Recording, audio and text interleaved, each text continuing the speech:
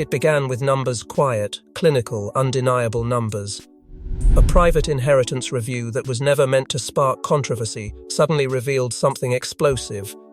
King Charles had received significantly more than Princess Anne. What stunned palace insiders wasn't the money itself, but Anne's reaction. No shouting, no confrontation, just silence. A silence so cold, so deliberate, that even senior royals sensed something had shifted forever.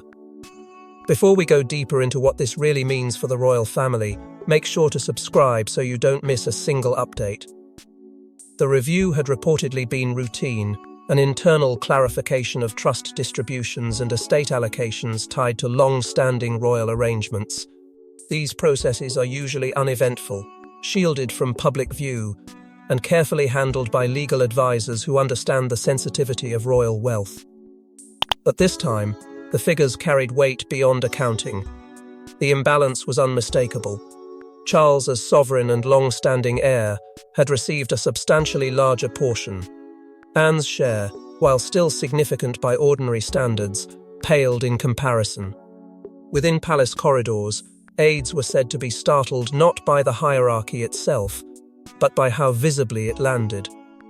There is an unspoken understanding among royal siblings that duty may shape destiny differently, yet blood is shared equally.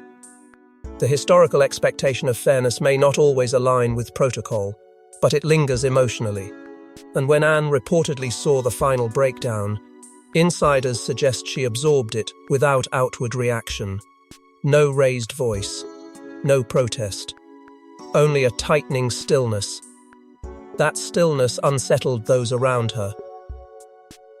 Princess Anne has long been known for discipline, for practicality, for refusing to indulge in theatrics. But this was different. Those present described a pause that felt heavier than anger, a composed acknowledgement that required no words to express disappointment. In royal dynamics, silence can be more powerful than confrontation.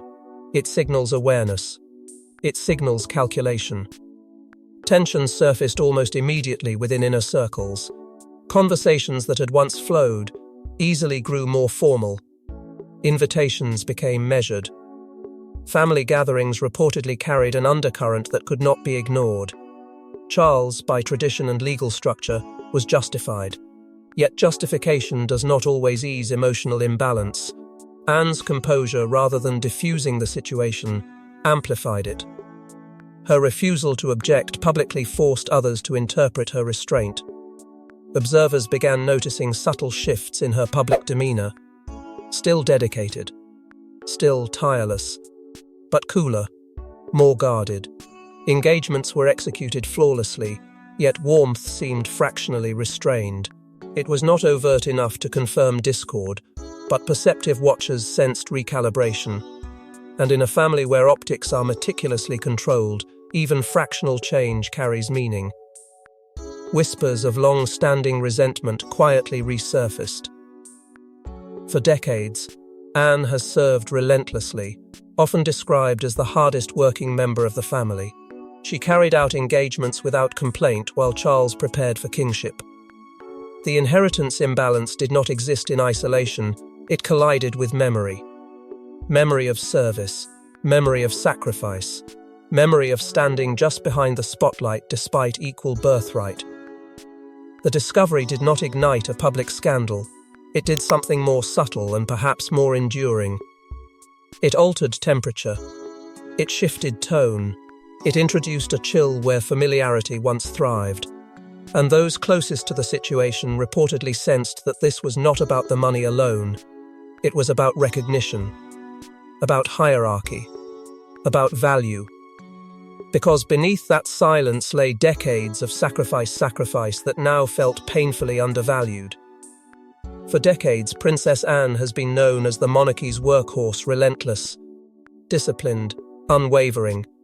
While Charles prepared for kingship, Anne quietly fulfilled hundreds of engagements each year without complaint.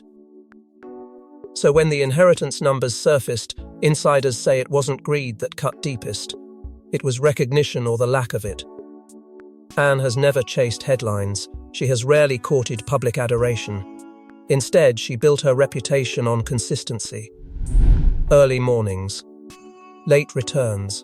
A calendar packed with charity visits, state functions, and community outreach that rarely made front-page news. While others navigated drama or transition, she remained steady, reliable, focused. For years, commentators described her as the most industrious member of the royal family, a woman who carried out duty without theatrics. That reputation did not materialize overnight. It was forged through decades of quiet endurance. No grand speeches demanding acknowledgement, no calculated reinventions, just work. Consistent service delivered without expectation of applause. And in a family where hierarchy often overshadows effort, that quiet persistence became her defining trait. Public admiration for Anne has always rested on that integrity. She is respected not because she inherited a future throne, but because she earned respect through discipline. Yet public admiration does not necessarily mirror private reward. The inheritance imbalance reportedly highlighted that contrast with uncomfortable clarity. While Charles's larger share may have followed established structure, the symbolism of it cut deeper. Numbers rarely exist in isolation within royal life. They represent value, status, and implicit priority. Inheritance in royal families carries weight beyond currency. It signals continuity. It affirms lineage. It reinforces hierarchy. When those distributions appear unequal, even if legally justified, they echo loudly.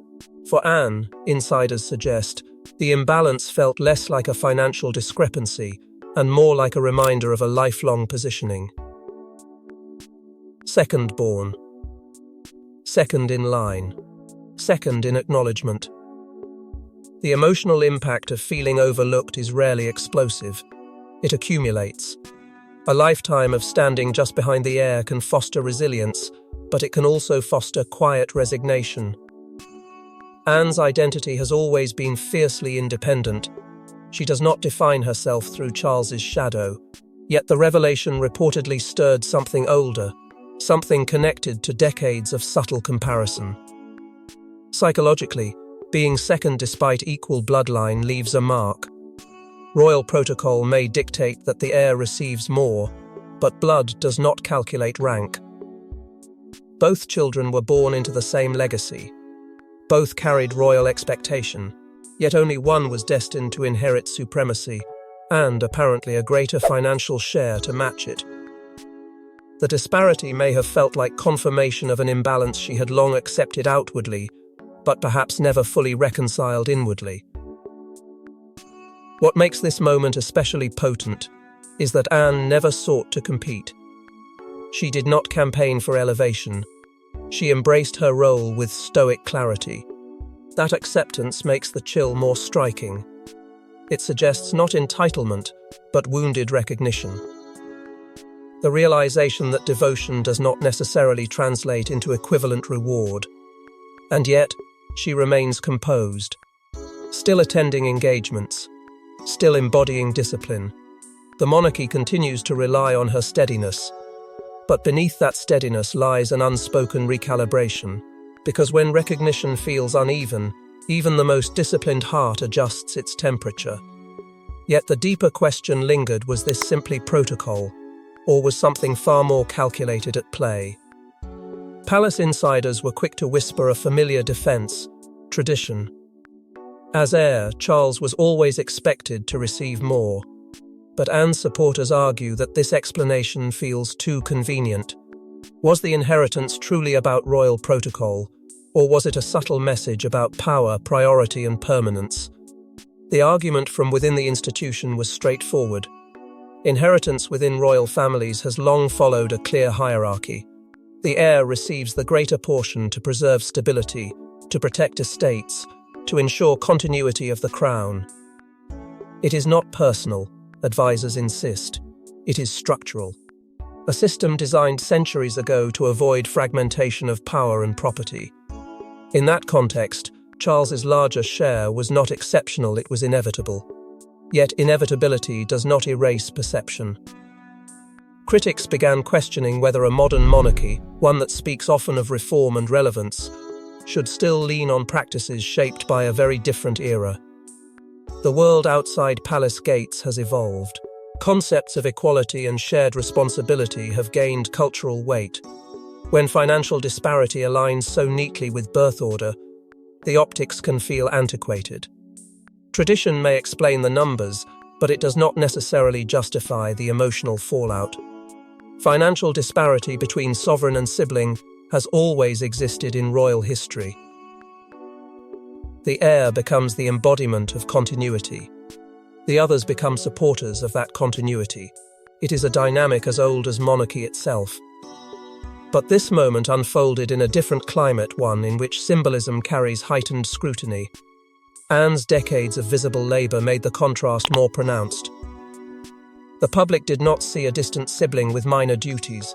They saw a tireless royal who had carried immense responsibility without complaint.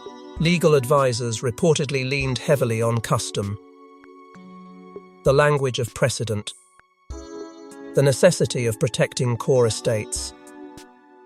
The argument was technical, grounded in historical continuity. Yet behind closed doors, some questioned whether custom had quietly shielded inequity for too long. Tradition, after all, can become a convenient refuge when change feels threatening. Anne, true to form, refused to challenge the explanation publicly. She did not grant interviews. She did not hint at disagreement. Her restraint reinforced her image as disciplined and loyal. But that refusal to contest the narrative only intensified speculation. Was her silence an endorsement of tradition or a rejection of confrontation? Within royal dynamics, what is left unsaid often speaks loudest. Generational tension quietly surfaced. Observers noted that younger royals appear increasingly aware of public perception. They speak openly about modernization, about transparency, about aligning the monarchy with contemporary values. This inheritance imbalance felt like a test case. Would the institution cling to rigid precedent or gradually adapt its internal structures? The answer seemed to favor preservation over reform. Speculation also swirled about unseen amendments. Had the will been adjusted in ways not immediately apparent? Were there conditions attached to distributions? Such questions may never receive public clarification, yet they fed a narrative of potential favoritism cloaked in duty. The perception of preference, even if legally justified, carries emotional consequences. As debates intensified, the monarchy faced a delicate dilemma. To defend tradition is to defend stability. To question tradition is to invite transformation. Charles stood firmly within the framework he had always known. Anne stood quietly within her composure. But beneath the surface, the tension felt less about legal structure and more about personal value. And as palace officials defended the decision, Anne's silence began to feel less like acceptance and more like strategy. Those closest to Anne describe a subtle but undeniable shift. The warmth remained in public, but behind closed doors, something hardened.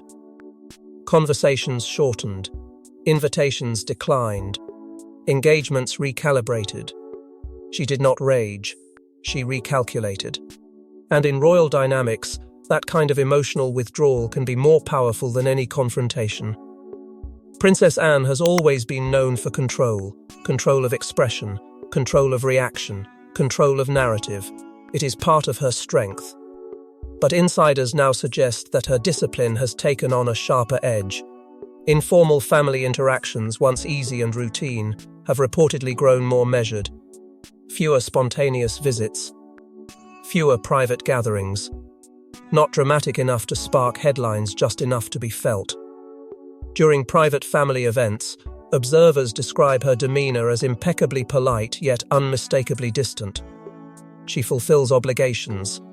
She participates. But the casual familiarity that once defined sibling exchanges appears muted. In royal circles, warmth is often conveyed through nuance, a glance, a shared joke, a relaxed posture. When those nuances fade, the message can be louder than words. Charles, according to palace whispers, has attempted quiet reassurance. no grand apology, no public acknowledgement of imbalance. But gestures, extended conversations, invitations, subtle affirmations of appreciation. Whether those gestures have been welcomed is less clear. Anne, true to character, has not publicly displayed grievance. She has not demanded revision. She has not allowed emotion to spill into spectacle. Yet her restraint may itself be the statement. Her reputation for emotional discipline now works in reverse. Where others might express frustration openly, Anne internalizes. That internalization can cool a room. It can create space without confrontation. And within a family that thrives on cohesion, even silent distance can feel destabilizing. Loyalty remains intact. Duty remains unwavering. But beneath both lies recalibration. The strategic power of quiet disapproval should never be underestimated in royal life. Public conflict invites scrutiny. Silent adjustment invites speculation. By refusing to escalate, Anne denies the story a dramatic rupture. Yet by subtly withdrawing warmth, she signals dissatisfaction without violating protocol. It is a method rooted in restraint, but heavy with meaning. Speculation about long-term sibling strain has begun to surface quietly among those who track royal dynamics closely. Will this moment fade into routine, or will it harden into permanent emotional distance? Royal history offers examples of sibling rivalries that simmered for decades beneath polished ceremony. Those who know Anne suggest she does not forget easily, even when she forgives quietly. The contrast between loyalty and quiet protest defines this chapter. Anne continues her schedule with unwavering dedication. She appears alongside Charles when duty demands it. She does not challenge his authority. Yet something in the rhythm has changed. The laughter less frequent. The proximity less instinctive. The bond, once assumed unshakable, now feels measured. This is not rebellion. It is not defiance. It is recalibration born of recognition. Anne's silence carries dignity, but it also carries weight. And in a monarchy where emotional signals are often coded rather than declared, that weight reverberates. The numbers may have triggered the shift, but the response has evolved into something more psychological. A cooling, a recalculating, a reminder that hierarchy, even when accepted, leaves emotional residue. And as this subtle frost settles over sibling interactions, others within the royal structure are taking careful note.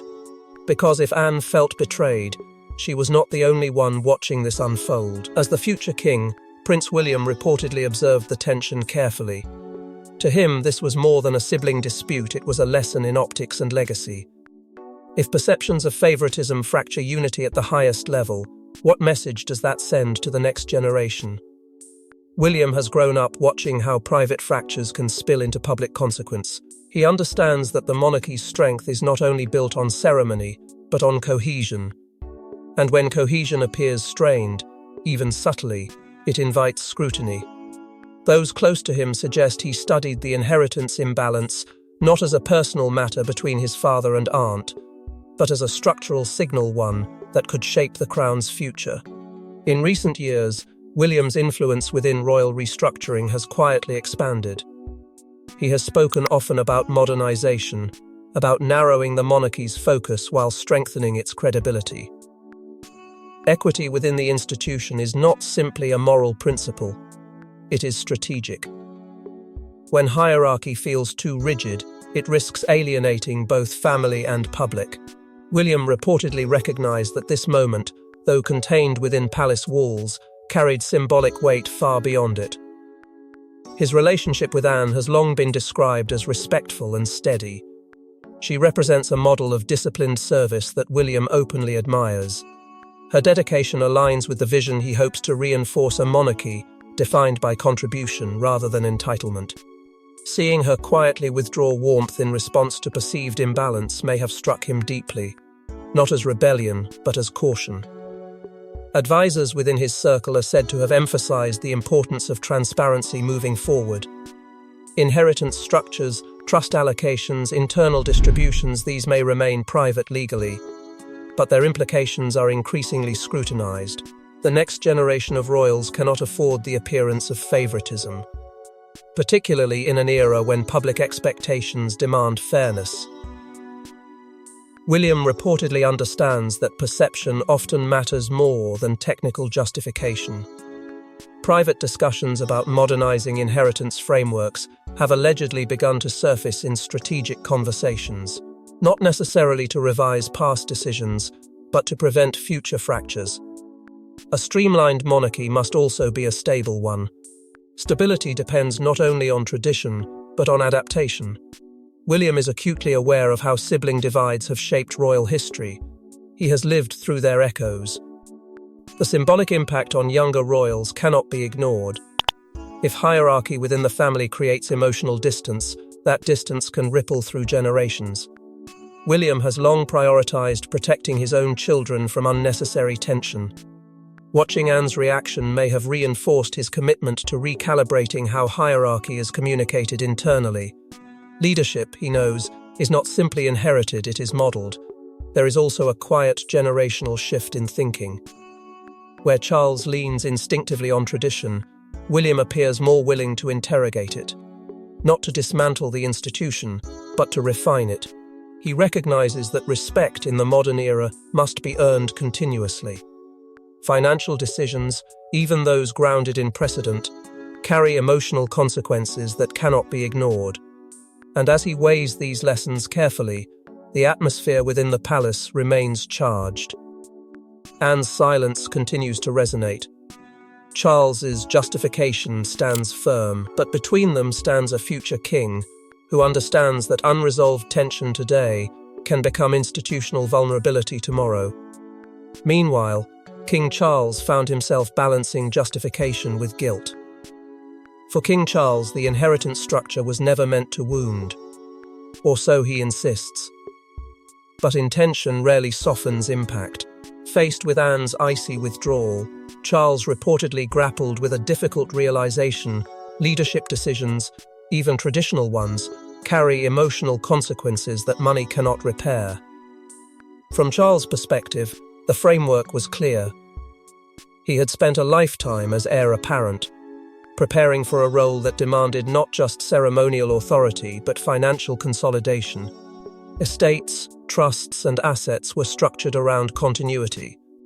As sovereign, he inherited responsibility as much as wealth. Advisors close to him reportedly emphasized that the distribution was not personal preference, but institutional necessity. The crown, they argued, must remain financially fortified at its center. Yet necessity does not erase perception. And perception, Charles knows better than most, can reshape reality. He has lived through decades of scrutiny, misunderstanding, and public recalibration. He understands how quickly narrative overtakes nuance. This inheritance imbalance may have been legally sound, but emotionally, it landed with unexpected weight. Private attempts to reassure Anne are said to have taken place quietly. Conversations meant to contextualize, explanations framed around duty, not favoritism. Charles reportedly reminded her that his larger share was inseparable from the burdens of kingship. The estates come with obligations, maintenance, and the symbolic role of stewardship. Yet reassurance does not always restore warmth. Anne listened, insiders suggest, but did not soften. Signs of strained sibling communication have surfaced subtly. Fewer informal exchanges. More structured interactions. Charles, accustomed to Anne's unwavering presence beside him at engagements and state events, now senses a cooler distance. It is not rebellion, it is recalibration.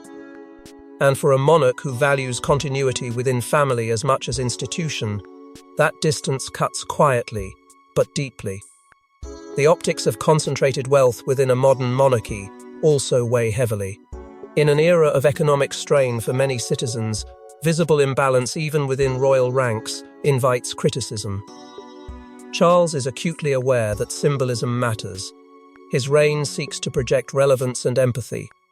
Any perception of excess or favoritism undermines that effort. And while the inheritance followed precedent, Precedent itself can appear tone-deaf in a rapidly evolving world. Charles' long-standing role as heir shaped his financial reality long before he became king. For decades, resources were aligned with his future sovereignty. That alignment now appears as disparity. To him, it may feel inevitable. To others, it feels uneven. The gap between those interpretations fuels the tension. Internally, he may be wrestling with conflicting emotions. Guilt for unintended hurt. Defensiveness rooted in adherence to tradition. A sovereign must uphold structure. A brother must preserve relationship. Balancing those roles is no simple task. Charles cannot rewrite history. He cannot dismantle precedent overnight. But he can feel the weight of its impact. The weight of sovereign responsibility extends beyond policy. It touches family bonds. It shapes legacy. Charles must consider not only how history will judge the decision, but how his sister experiences it in the present. Leadership requires resilience, yet it also demands awareness of emotional fallout. As he navigates this delicate terrain, the atmosphere within the palace remains taut. Anne's composure endures. Charles' justification stands firm. But beneath both lies unresolved tension, a reminder that hierarchy carries cost even when accepted. And as internal tension simmered, public curiosity began to rise. When whispers of the inheritance imbalance leaked beyond palace walls, the reaction was swift. Commentators questioned fairness. Supporters defended tradition. Critics accused the monarchy of clinging to outdated privilege. Suddenly, a private financial matter became a public debate about equality within the royal bloodline. The story travelled fast. What began as quiet internal knowledge transformed into headline speculation. Media panels dissected numbers they could not fully verify, but eagerly interpreted.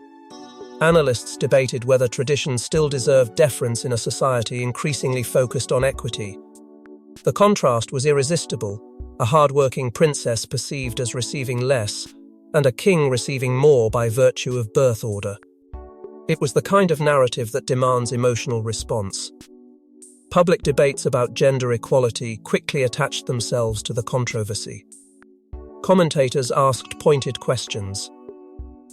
If Anne had been born male and first in line, would the financial structure look different? If service defines value, should decades of relentless duty not carry symbolic weight in inheritance? Even those who defended precedent acknowledged the discomfort of the optics.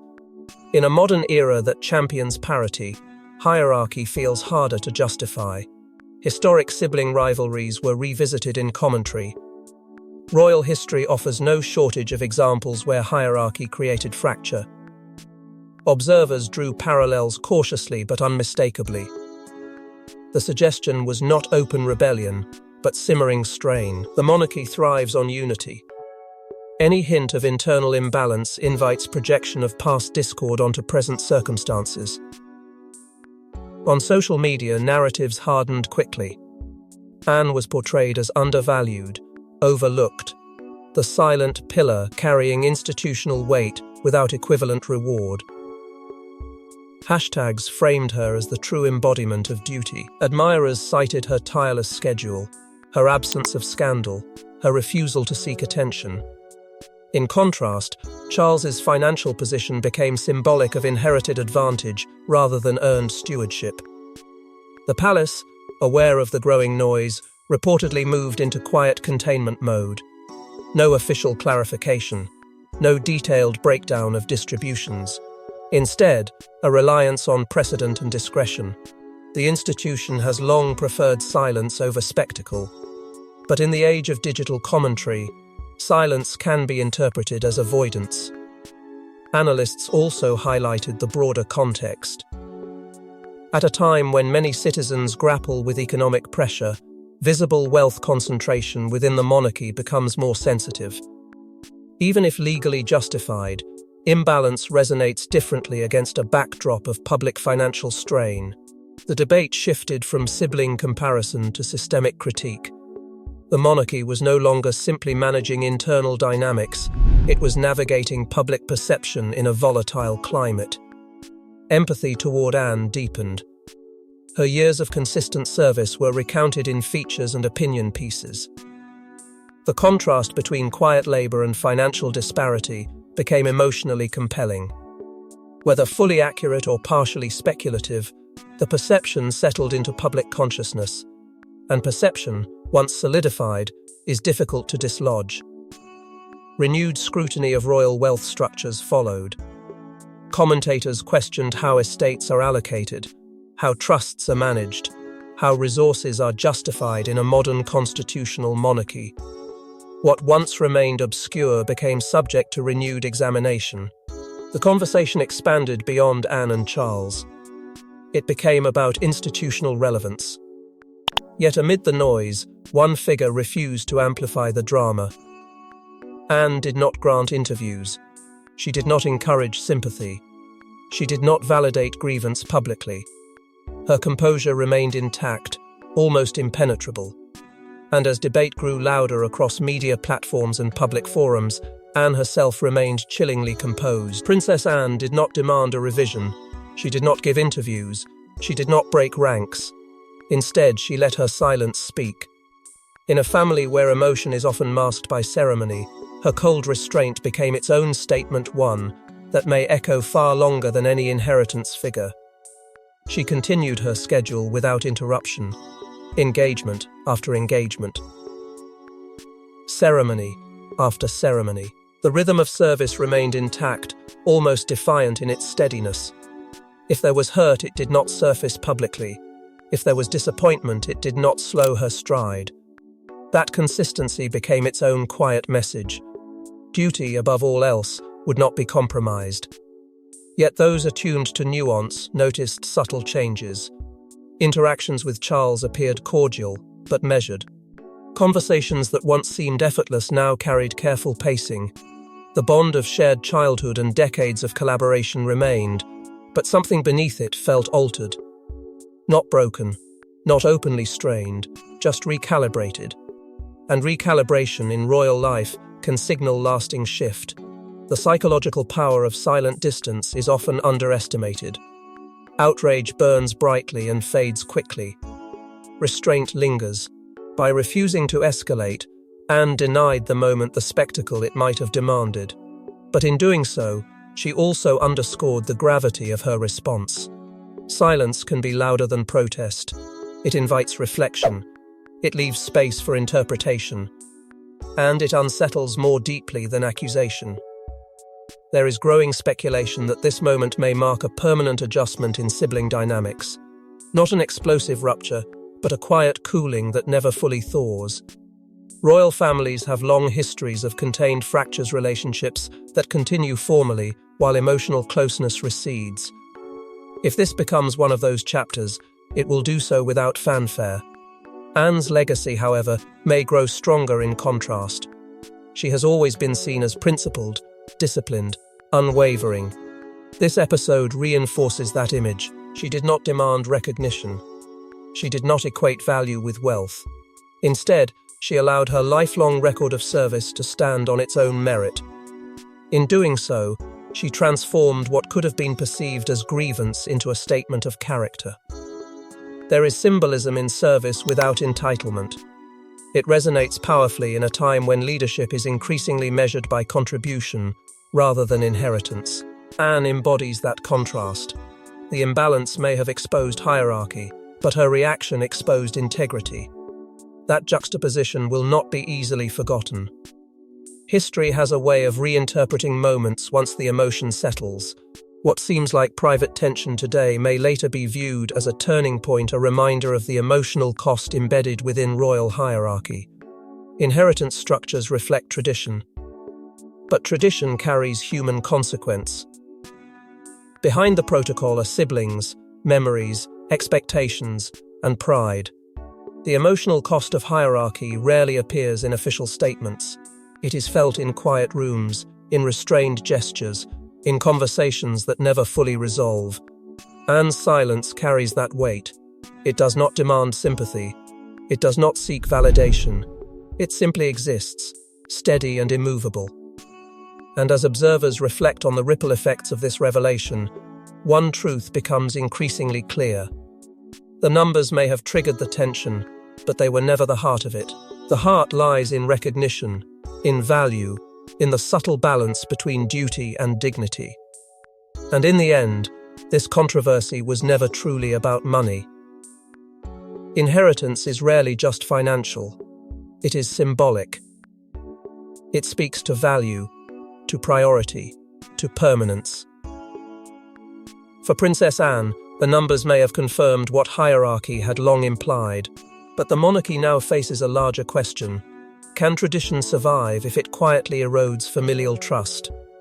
This episode has exposed more than a distribution gap. It has illuminated the fragile threads that bind royal siblings together. Unity within the monarchy is not merely ceremonial, it is strategic. When cracks appear, even subtle ones, they reverberate through generations. If unresolved tension lingers between Anne and Charles, it risks shaping not just personal relationships, but the tone of the institution itself. Modern expectations of equality are reshaping how power structures are judged. Institutions once shielded by custom are now measured against contemporary values. The monarchy, steeped in tradition, must navigate that shift carefully. Preserving heritage cannot mean ignoring perception. If fairness appears compromised, even by long-standing precedent, the Crown's moral authority faces quiet erosion. Balancing tradition with fairness is no simple calculation. Tradition offers stability, continuity, and identity. Fairness demands adaptation, empathy, and responsiveness. The challenge lies in blending both without diminishing either. Charles upheld precedent. Anne upheld dignity.